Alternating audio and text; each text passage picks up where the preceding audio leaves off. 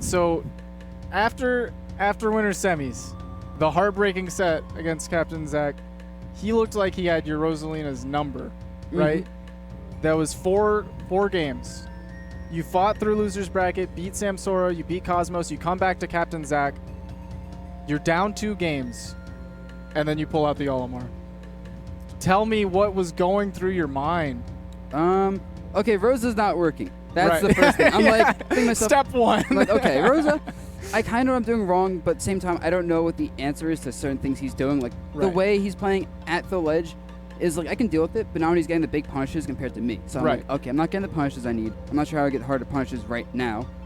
He plays with the Samsora a lot, so he knows the matchup. He knows the Rosa. That's what I was thinking. Like, not a lot of people have access to a really good Rosalina and Luma. Because the matchup is even, but when you have someone with a lot of experience, it's hard. Right. Like, I'm good at the matchup, but he's better. But then I go Olimar, I'm like, Olimar loses to Bayo. That's a certainty. I would bet any money that Olimar loses to Bayo. Okay. But I don't have other choice. Yeah, no. I could play tell Bayo. Me who knows the Olimar matchup? I've actually played with Zach a lot on Wi-Fi. Okay. But also, shoutouts to Myron.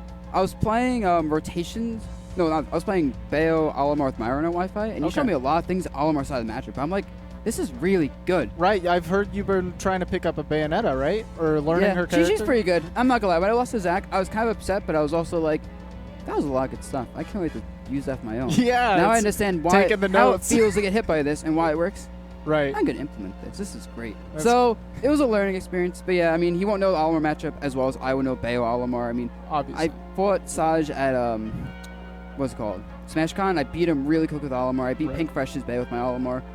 I haven't played Salem with Bayo with my Olimar, but I guess I'd probably beat it. And yeah, that was just my decision. Same with Samsora. I was kind of like, okay, I'm down 1-2.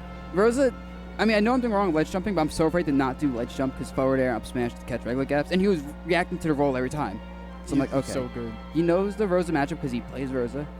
I guess I should go Olimar. And then it works. I'm like, no one knows his matchup. My Olimar is probably on par with my Rosa. Yeah, I would say so for sure.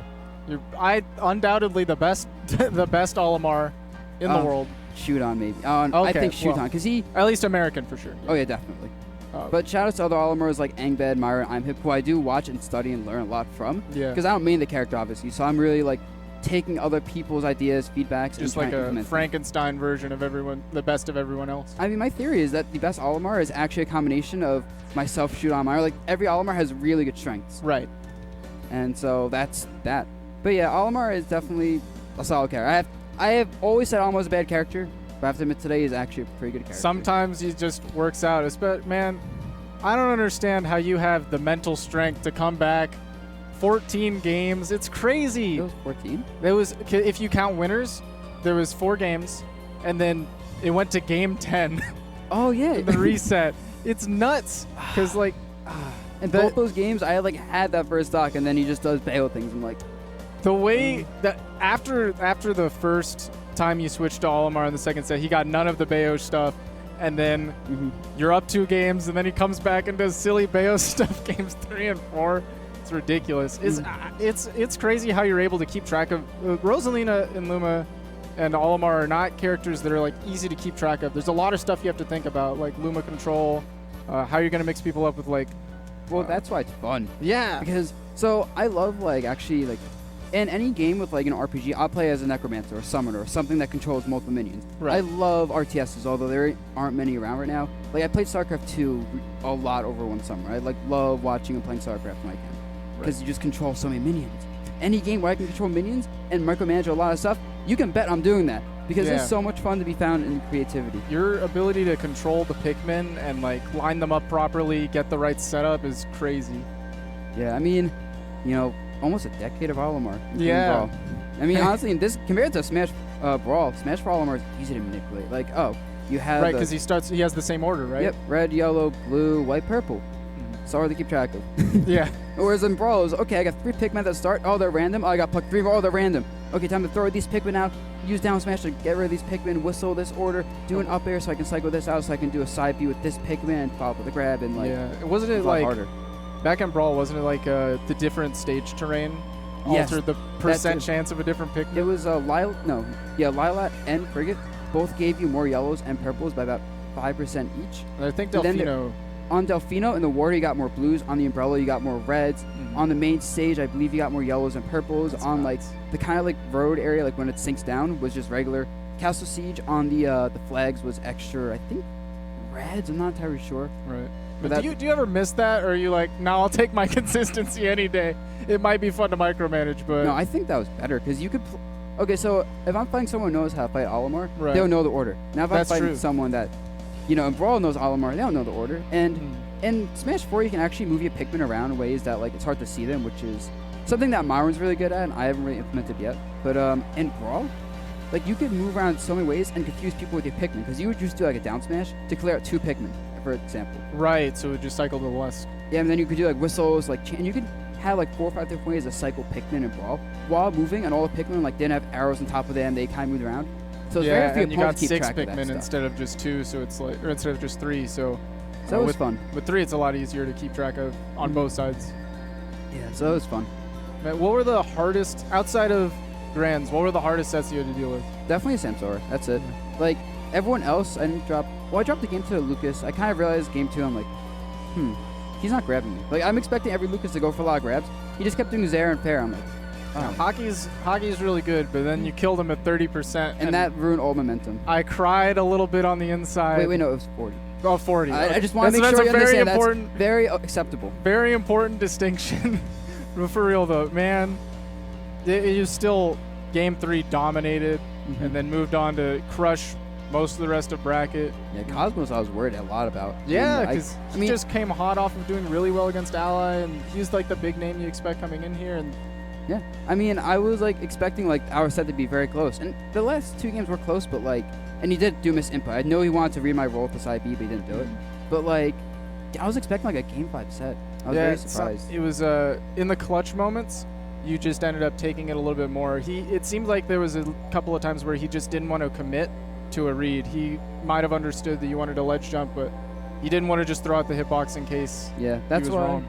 I mean, that's the thing about ledge jump's pretty broken in this game. They're You can real do ledge good. jump forward or in place. You can air dodge, attack, and there's a very small window. You killed people so many times this tournament, just ledge jump, air dodge back, and punishing for whiffed moves. Yeah, people were not catching on to that, but that's because they were covering the ground. Yeah. It's like, it's a trade-off. If you want to cover the air, you gotta give up the ground. Because if I think you're gonna read the ledge jump, I would just roll every time, or get on with the up attack, or get up regularly every time, because you won't be able to punish that with most characters, if any, really. Right, man. Any other words you would like to give the people?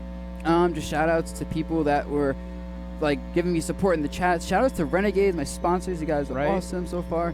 Shout-outs to the tournament. The tournament is well run. I'm not sure if you guys saw my Twitter post with the venue picture, but it's a nice looking venue. It's Oh, yeah. big. We have your Twitter down here as well. Where else can we follow you? On my Twitch, which is thebuzz18, Rad. and that's the only social media I use. I definitely saw a lot of your emotes in chat. Yes. Oh man, my all the subs like really support me. I really appreciate all the people like that go to my streams and stuff and like really like support and play matches with me and It's stuff. definitely a tight-knit community. Speaking of which, guys, I do a lot of sub games on my stream. If you like playing games with me, just consider that. Because I do that a lot. You could learn a lot from this man. Anything else I was going to say? No, I think that is it. Excellent. Well, it's been a pleasure having you. Glad you actually decided to come out and play with us and break all of our hearts. Break your heart. I mean, I don't know. I But think man. some people had their hearts made. Oh, that's also true. But no, I could tell everyone that the outside, like, they wanted Captain Zach to win. Every time Zach got stuck, I was like, the Louisiana boys are loud. but I'm like, man, you they are. persevered. I don't know if I could deal with that kind of pressure. I mean, I have headphones on. That's actually the one thing, by the way, this tournament needs next time. Headphones. Okay. You even like though players can bring their own headphones, you should always have on a stream set headphones because it's so hard to play Yeah, with all that's the true. noise. Like I also said this at SmashCon as well. Yeah. Because I have to think with this, like the difference between playing on a setup over there is that people aren't gonna watch often unless it's like a big match, and then even then like you need something if it's like a huge match everyone watching. Yeah. So on stream, the voices in the back you can ignore them, but there's still voices coming to you. When you have headphones, loud music, you can't hear anything. It's so much easier to focus. Yeah, it's just only you in the game, not you in the game in the crowd. And then you have to react to sound effects in this game. That's actually so key. relevant. Oh my god. Try playing against Sheik without sound effects. It's totally different. I mean, Bayonetta, when she does her up B, side B, and down B, all those have very like audible cues. Right. Man, thank you again so much for being here. You played absolutely amazing. Definitely repping your sponsor well. And shout outs to Renegade for picking you up. Real smart. But man, it's been a pleasure having you. Thank you so much. And thank you guys for tuning into this stream. Aftershock was such an awesome event for me to be at, and hopefully awesome event for you guys to watch. But we are going to have to... Controller. Right? Ooh, did I get this? This is mine? I'm not kidding. sure. I think... No, I know that's some like people the, want controllers. I know that was for what was like the top 32 like circuit winners or whatever. Yeah, that sounds right. But man, it's been a pleasure, but we are going to have to close it out. We do have people that need to go home and sleep and all that. I know the stream runner's been run ragged, so thank you all for tuning in again to Aftershock 2016. We are Tourney Locator. You can find us at our Twitch at Tourney Locator or on YouTube. Hit us up with a follow or a sub. You'll find all of this content posted there in the future. It's BB Neighbor here, and it's time for me to sign out. Maybe. I might be stranded.